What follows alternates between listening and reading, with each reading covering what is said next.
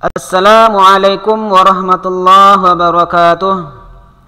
Alhamdulillahirabbil alamin. Bersyukur kita kepada Allah Subhanahu wa taala. Salawat dan salam buat nabi kita Nabi Muhammad sallallahu alaihi wasallam. Allahumma shalli ala Muhammad wa ala ali Muhammad. Oke, pelajaran kita kali ini atau pembahasan kita kali ini adalah qiraat Al-Qur'an. Meliputi pengertian qiraat Al-Quran, penyebaran qiraat Al-Quran, macam-macam qiraat dari segi kuantitasnya, dari segi banyaknya orang yang merawikan qiraat tersebut, kemudian macam-macam qiraat dari segi kualitasnya, kemudian pengaruh qiraat dalam penetapan hukum, yang terakhir faedah beraneka ragamnya qiraat. Oke, kita lanjut. Definisi qiraat. Di sini Bapak kutipkan ada 4 definisi. Keempat-empatnya intisarinya sama. Yang pertama, menurut Al-Zarqani, qiraat adalah mazhab atau pendapat yang dianut oleh seorang imam qiraat yang berbeda dengan lainnya dalam pengucapan Al-Quran serta kesepakatan riwayat-riwayat dan jalur-jalurnya, baik perbedaan itu dalam pengucapan huruf-huruf atau bentuk-bentuk lainnya. Kedua, menurut Ibnu Al-Jazairi, qiraat adalah ilmu membahas cara-cara mengucapkan kata-kata Al-Quran dan perbedaan-perbedaannya dengan cara menisbatkan kepada penukilnya. Ketiga, menurut Al-Kastalani, qiraat adalah suatu ilmu yang mempelajari hal-hal yang disepakati atau diperselisihkan ulama yang menyangkut persoalan lughat, haz, i'rab, isbat, fasal, wasal, dan yang kesemuanya diperoleh secara periwayatan. Keempat, menurut Az-Zarkashi, qiraat adalah perbedaan cara mengucapkan lafaz-lafaz Al-Quran, baik menyangkut huruf-hurufnya atau cara pengucapan huruf-huruf tersebut, seperti takhfif atau meringankan, tasqil atau memberatkan, atau lainnya. Dari keempat definisi ini, penekanannya adalah perbedaan dalam pengucapan Al-Quran atau cara mengucapkan huruf-huruf Al-Quran. Jadi, definisi qiraat adalah cara mengucapkan huruf-huruf Al-Quran berdasarkan kepada periwayatannya. Kita lanjut, penyebaran qiraat. Ini yang bagian atas ini dari golongan sahabat Nabi yang menyebarkan bacaan Al-Quran dan banyak yang mengikutinya. Di antaranya adalah Utsman bin Affan, Ali bin Abi Thalib, Ubay bin Ka'ab, Zaid bin Thabit, Abdullah bin Mas'ud, dan Abu Musa al-Ash'ari. Itulah di antara para sahabat Nabi yang meriwayatkan atau yang menyebarkan bacaan-bacaan Al-Quran. Jadi di antara sahabat-sahabat ini banyak pula yang mengikutinya, sehingga dinisbahkan kepada mereka ini bacaan-bacaan Al-Quran tadi. Kemudian dari golongan tabi'in, di Madinah ada Urwah bin Zubair, ada Mu'az ibnu Al-Qari', Abdurrahman bin Hurmuz Al-Araj, dan lainnya. Di Mekah juga ada, ini nama-nama tabi'innya. Di Kufah juga ada, di Syam juga ada, ini nama-namanya. Di Basrah, ini nama-namanya. Nah, inilah nama-nama tabi'in yang menyebarkan qiraat. Nah, tabi'in ini mengambil bacaannya dari sahabat Nabi Shallallahu Alaihi Wasallam. Macam-macam qiraat. Secara garis besarnya ada dua. Dari segi kuantitas, dari segi banyaknya orang meriwayatkan qiraat tersebut. Dari segi kualitasnya,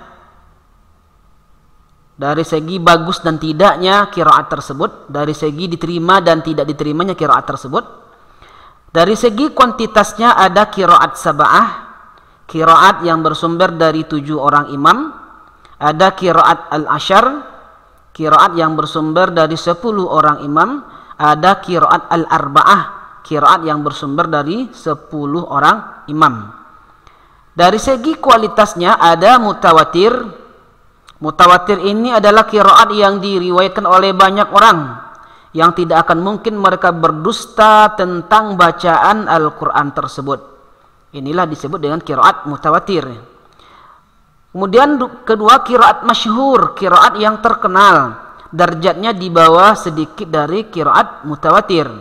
Yang ketiga, qiraat ahad, adalah qiraat yang sahih sanadnya namun tidak sesuai dengan kaidah bahasa Arab dan juga tidak sesuai dengan Rasmul Utsmani. Jadi qiraat ahad ini tidak dipakai.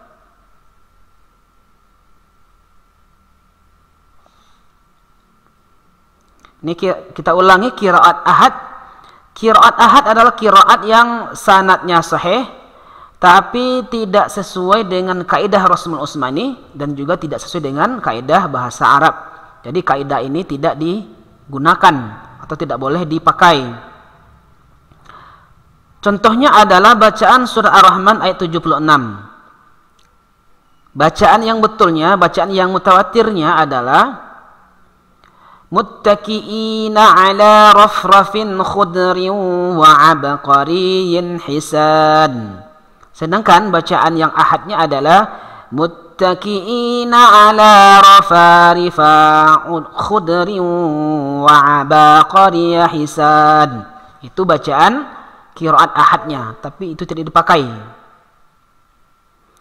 Kemudian syadz. Qiraat syadz ini adalah qiraat yang sanadnya tidak sahih, tidak sesuai dengan Rasmul Utsmani, tidak sesuai dengan kaidah bahasa Arab. Apa contohnya? Contohnya ketika membaca surat Al-Fatihah ayat 3. Yang mutawatirnya adalah Maliki Yaumiddin. Sedangkan yang syadznya adalah Malaka Yaumaddin. Ini tidak digunakan. Sedangkan qiraat ahad saja tidak digunakan, apalagi qiraat syadz. Yang kelima, qiraat maudhu', qiraat yang dibuat-buat. Ini tentu tidak dipakai. Yang keenam, qiraat mudraj. Maksudnya adalah penafsiran ayat Al-Quran tetapi dimasukkan ke dalam bacaan Al-Quran. Itu disebut dengan qiraat mudraj. Selanjutnya, ini imam qiraat dari qiraat yang 7. Inilah imam-imamnya, ada Nafi', ada Abdullah bin Amir, ada Abu Amir, ada Asim bin Najud, ada Hamzah, ada Al-Kisai. Nah, inilah para imam qiraat yang 7. Disebut dengan qiraat sab'ah. Sedangkan qiraat 10, selain dari yang 7 orang ini, ditambah lagi dengan 3 orang imam lagi. Ada Abu Ja'far, ada Abu Ya'qub, ada Khalab bin Hisham. Ini disebut dengan qiraat 10. Sedangkan qiraat 14, dari yang 10 orang ini ada lagi penambahan 4 orang imam lagi. Oke, kita lanjut. Tolak ukur diterimanya qiraat. Jadi qiraat itu bisa diterima minimal harus memenuhi 3 syaratnya. Pertama, sanadnya harus sahih dan mutawatir. Kedua, sesuai dengan Rasmul Utsmani. Ketiga, sesuai dengan kaidah bahasa Arab. Lanjut. Pengaruh qiraat terhadap penetapan hukum. Misalnya, ada yang membaca ayat ini dengan bacaan panjang huruf la-nya. Panjang huruf ini. Lamastumun nisa. Ada yang dibaca pendek kayak gini. Lamastumun nisa. Kedua bacaan ini memiliki konsekuensi hukum yang berbeda. Nah, jika seandainya huruf lamnya panjang, maka maknanya adalah ini jima.